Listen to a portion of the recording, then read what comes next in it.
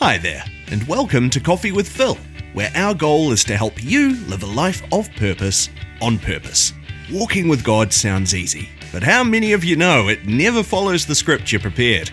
In this podcast, Phil shares stories from his personal journey in the hopes that his experience, the good, the bad, and the ugly, will help you as you walk with God on your own journey.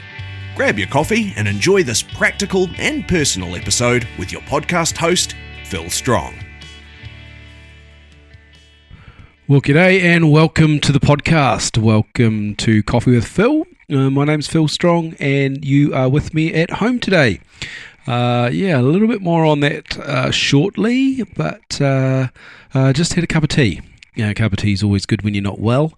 And roasted coffee, though, just before I came into the office. So the house is full of the aroma of freshly roasted coffee beans. And for that, I am highly anticipating my coffees over the next few days. I haven't been well. In fact, just got out of hospital. And that's... not been a couple of weeks for sure, and look, I am going to talk about that in the upcoming episodes, but not today. And I'm just grinning as I look at my notes for today, which were prepared several weeks ago, and I didn't quite make it into the studio to record, so here it is today. And ironically, as you can tell by the title of the episode, this is Coffee with Phil, episode 28, and we're asking, what is margin? And so I'm going to talk about margin, and I better define it first, but then I think you're going to see how ironic this subject is in relation to the fact that I've just had to have a wee holiday in hospital to get myself better. So let's try and prevent that from happening again. The key question I asked myself in preparing this podcast plan was, how can I have a healthy level of margin in my life so I don't feel so overloaded? And so to understand that, we've got to understand what margin is. And there's a whole bunch of ways you could look at this. I'm going to describe it to you this way, and let's see if we can get on the same page. My definition of margin is the measured space between my current activity, or my current expectation of what my activity should be, and my anxiety line. Now, you're listening to this, some of you, and you're thinking, oh, I don't get anxious. You look, I think, the same.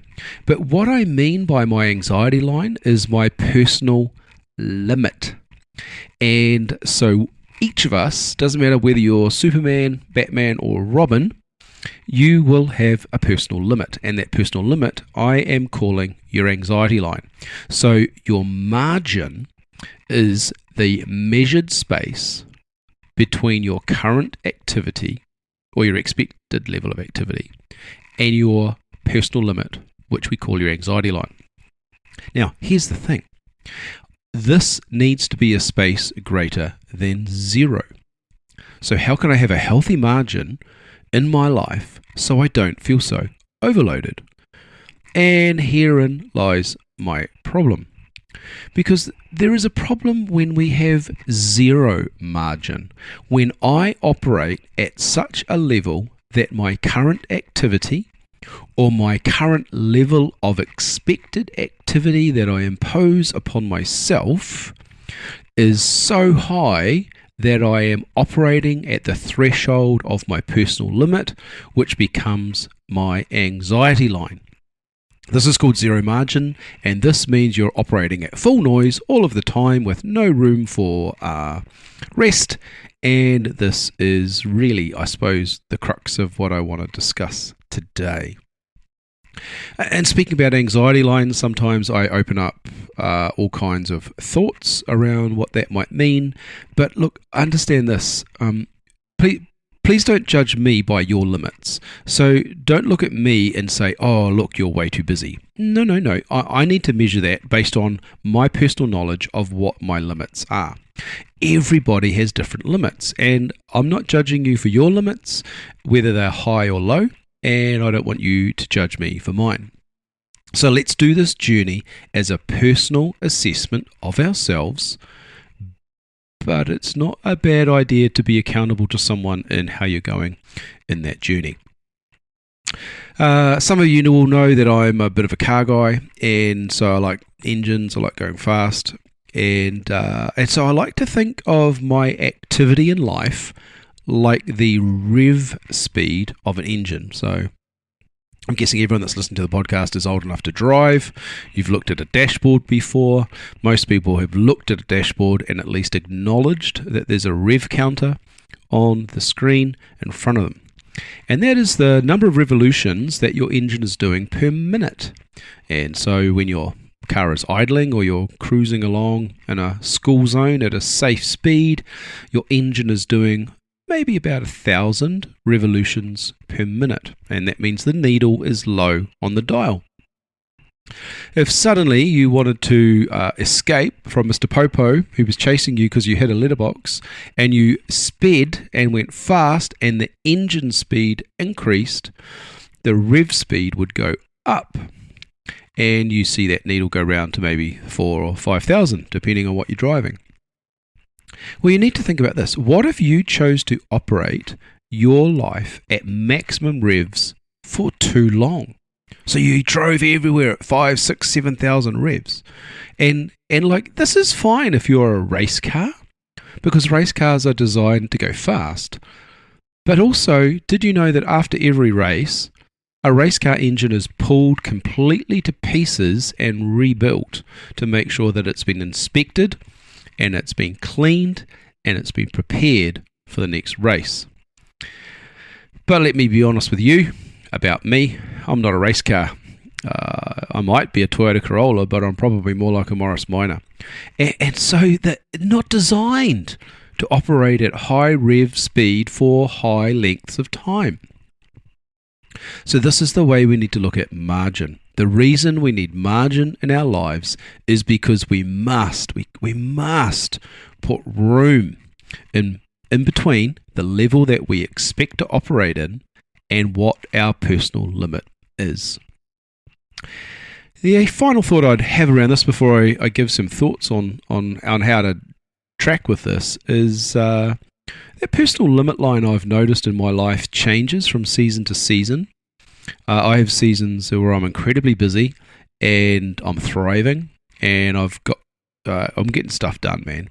And that's what I call an up season. It's a busy season, and my tolerance levels are high. Sometimes because they need to be, sometimes because I make room for them to be. But I also know that there are seasons in my life where I have to have lower limits, less expectation, less performance. Now, in that season, I still need to have margin. So wherever I'm at, I need to know what my limit is, and I need to know where I'm choosing to operate, and I need to see a healthy, fat piece of space between the two. So let's talk about that a little bit more, because I want to jump into the areas of our life that we might consider putting margin into. And by we, I mean me. And as you know, I'm on this journey with you to talk about what I'm doing, to be honest, to be open, to be vulnerable, but really because I hope by sharing with you, you might gain some insights for yourself. So let's jump into this, see what we discover. Okay, what I want to do now is I want to jump through some key areas of our life that we could look at putting margin and inserting margin into our lives. And I think what I'm going to do is I'm just going to talk about it as it is today, and then you're probably going to want to follow the conversation because this could get real as I continue to unpack this over the next wee while. Episode 29 is already mapped out, and I should expect to see from episode 30 and onwards that there's going to be some diving into some of these conversations in a little bit more depth. Because I think that's really what God's got his finger on, not just for me, but for others that are feeling weary. So let me talk about four areas of your life where you might want to put margin in, and let me speak personally and honestly about what I'm trying to do about it, and then you can decide what you're going to do, if anything. The first one is let's put margin into our time. Okay, stop laughing. Here's what I keep saying to myself. I must stop cramming my day to overflow. And you've heard me speak about this before. You've heard me speak about the idea to slow down, to find room for quiet space, to find room for less.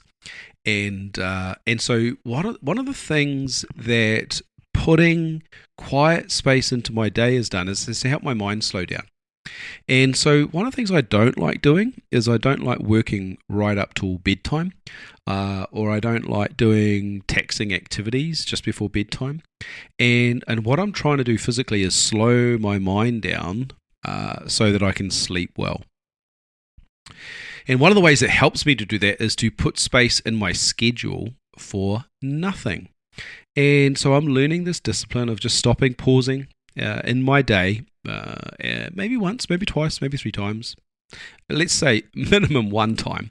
And I'm trying to do nothing. I'm just trying to recenter myself to make sure that I'm not in a constant phase of manic activity. And the other thing that I've spoken to you about a couple of times recently is the new discipline in my life of adding silence to my daily discipline. So just being quiet before God. Not even thinking I have to pray, not even thinking I have to listen to words that He might be saying to me, but just to be with Him. And a friend of mine this morning reminded me of a phrase that was discussed recently in a book we're working through, and that's the idea that we would remember we are human beings, not human doings. I believe, personally, the theology of creation is that God created us because He wanted to be with us, not because He needs us, but because He desires to be with us.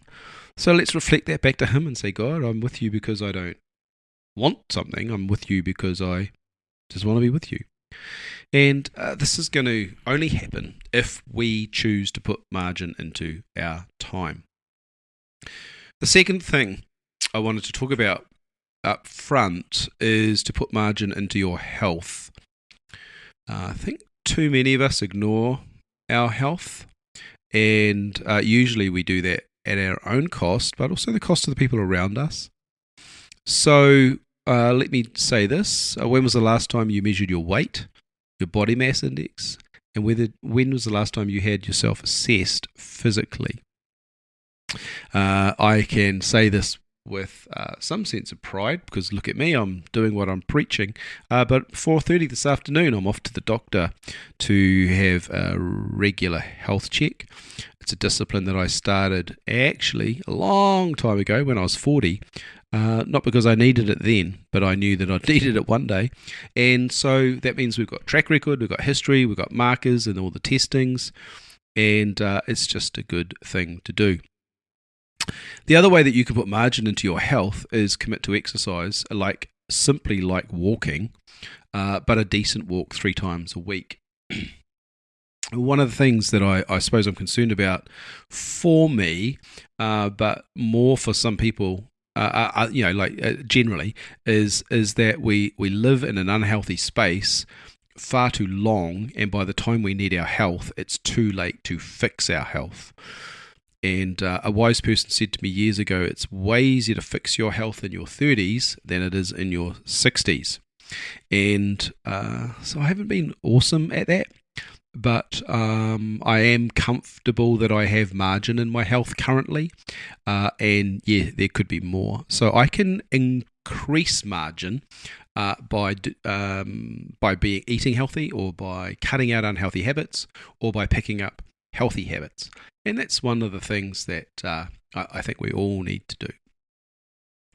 The third area I wanted to reflect on was putting margin into your emotions.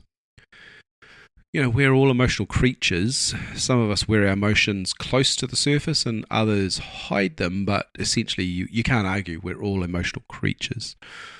And so one of the ways that you can put margin into your emotions to increase that space between your threshold, your limit, and where you are is to remove pressure points. And so what I'm seriously contemplating is how I can isolate 2 pressure points in my emotional life that I can adjust. So let me say it this way. If you're thinking about reducing stress by removing pressure points, you're going to increase your margin. So work is obviously a key thing. For me, that has a lot of demand, a lot of moving parts, and a lot of people as part of that circle. So I need to think very carefully about the decisions that I make and the impact that it has on other people, but also my ability to function in the capacity of role that I have to serve those people. And so I've got to be very careful about making sure that I make the right decisions to put margin into my emotions so I continue to do the job that I'm called to do. The other way to look at it is to think about, well, who are the people in my life? I think that was Siri just trying to hop into our conversation there. But no, Siri, stop. What is the perhaps there's a person in your life. Please try again. Okay. Let's keep going. I think I've fixed the problem there. But what I was saying is, look, maybe there is a person who is the problem that's creating the pressure that is sucking up the margin in your emotions. And quite frankly, I think that you might need to do something about it. And I know that I've been working on healthy ways to do that. This is such a big deal that I'm going to dedicate episode 29 to putting in boundaries and creating space. So watch out for that shortly. And the final area that I wanted to talk about today was, I think we've got to, each and every one of us, put margin into our spiritual health. I've been talking about this journey I'm on at the moment around my spiritual health. And we're doing this with a group, and we're talking about being emotionally healthy, having an emotionally healthy spirituality. And the spirituality part of the conversation is really how, to be honest, guys, here's the way to look at it. How wide am I willing to open the door to allow God in to access every area of my heart? And if I want to be spiritually healthy, then I really need to allow the Lord access to all the areas of my heart, even the darkest corners of my heart, the areas where I don't think He's going to want to go. And I can tell you, friend, that's exactly the area that He does want to go. But you know what? I don't think people really want to have that conversation, and I'll talk about why in a minute. So, but the benefit of having margin in our spiritual health, margin is what I would say is the amount that you trust God with. So most Christians do life where they say, yep, thanks Lord, that's awesome, I got my bus ticket to heaven, I've got it from here. And they do everything in their own strength. Whereas I find spiritual health with margin is that's the part of your life where you go, I'm out of control because God's in control. And so I want to talk about that perhaps by addressing some of the challenges that we bring to the equation. And I want to finish with this in the podcast today. So, but before I get to the what are we going to ask God about, I thought I might reflect personally on why don't we put margin into our time? Why don't we put margin into our health? Why don't we put margin into our emotions? And why don't we put a margin into our spiritual health? Well, as I reflect on this, I've come up with 4 questions that I've been asking myself, and I think they reflect perhaps why we might avoid the self-care that's necessary to put margin in our lives to take care of ourselves, to do the work God's called us to do. And so one of the questions I've been asking myself is, what does my behavior look like when I have FOMO? FOMO is a phrase that we use a bit in our family. It just stands for fear of missing out. Fear of missing out. And if I have a fear of missing out, I tend to act differently, irrationally, or in an unhealthy way. So the reason that I won't put margin into my time is I think I'm going to miss out on something. I think I'm going to fall short in a certain area, or perhaps I might think I'm going to miss the mark in getting the praise of the people that I'm looking to please. But behavior, just because you identify the behavior doesn't make it good. And so the next part of that question really has to be what I'm going to do about this. And learning not to be driven by FOMO. I'm going to move through these quickly because we could be here all afternoon otherwise. The second question is, what choices am I making when I fear lack? Lack is a crazy situation that occurs when we take our eyes off God and put our eyes on the problem. We start worshipping our circumstances and not the promise. And when we make choices out of lack, fear of lack, we think we're not going to have enough, we think we're not going to be good enough, we think God's not going to come through for us, we think we don't even have the faith that's necessary to be called a Christian. We make bad choices, and I think the lack of margin is the evidence of bad choices. And so what I'm doing is I'm backtracking through some of those decisions I've made, and I'm saying, was I afraid that lack was going to rule that situation? And if lack was going to rule, that means God's not ruling, and so how am I going to change that?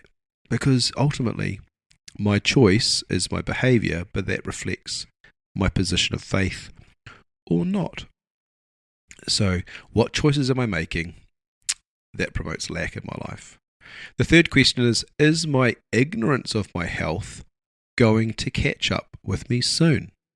So you can ignore margin in your time, in your health, physical health, in your emotional health or your spiritual health. You can ignore it, but it's going to come knocking at some point. And I'm happy to say, I mean, you can tell that I'm doing a bit of a reflective journey at the moment, and I hope it doesn't be I hope it's not a short journey in time, because there's a lot of work to do for all of us. But I'm not ignorant of this. You know, I'm aware of where there's a lack of margin. I'm aware there's a shortfall in certain areas. I'm aware that there needs to be a bunch of work done to heal the past, to improve the future. So I'm not worried about this one, but I look at some Christians in my world and I think, man, you got your head in the sand. Why would you ignore the problems that are building up in your life just because you can think you can carry them today? Because you ain't going to carry those long term. They get heavier and heavier and heavier. So please don't disregard the importance of this conversation. And finally, here's the clincher. Is it possible that I don't like myself enough to fully love and respect my time, health, emotions, or my relationship with God? This is the slap across the face that we all were expecting me to bring at the end of this episode. Is it possible that I don't like myself enough to fully love and respect my time, my health, my emotions, or my relationship with God? You know, sometimes we ignore or we disregard our own personal needs because we just don't like ourselves enough. And that's, if I was going to dive super deep on that, it would be called self-hatred. Self-hatred is usually because we haven't got through the resolution of issues of our past. And what's happened is we've left those issues sitting there, and we've then turned those issues that are unresolved into judgment, therefore judging ourselves not to be worthy of God's forgiveness, and that's called self-hatred. And I reckon that's what people are doing. And I've been very careful to go through this, and I'm not quite through it, but I'm a long way through it. But the thing is, sometimes the devil tricks us into thinking that we don't need to deal with issues because it's just between me, and we're all good, eh? And those become massive millstones around our neck, and we end up having this self-condemnation, self-hatred, self-destructive behavior. And it's going to cripple us, because what we do then is we beat ourselves up, we abuse ourselves, we destroy our margins, we operate beyond our limits, and we burn ourselves out, or we thrash ourselves to death, or we fall off a cliff, and we're actually no good to anybody. The Lord will wrap us up in His arms. He'll love us for eternity. That's not going to change, but we didn't help anyone along the way. So as I close, I want to give you one of the tools that I use all the time for myself in the private of my conversation with the Lord, and maybe it will help you as well. So what I do is I ask the Lord this: is there something I need to forgive myself for that will set me free? And the Lord's going to bring to mind a situation or a circumstance, perhaps you even thought you dealt with it, and He's bringing it to your attention because He thinks there's a little bit more work to do in that area.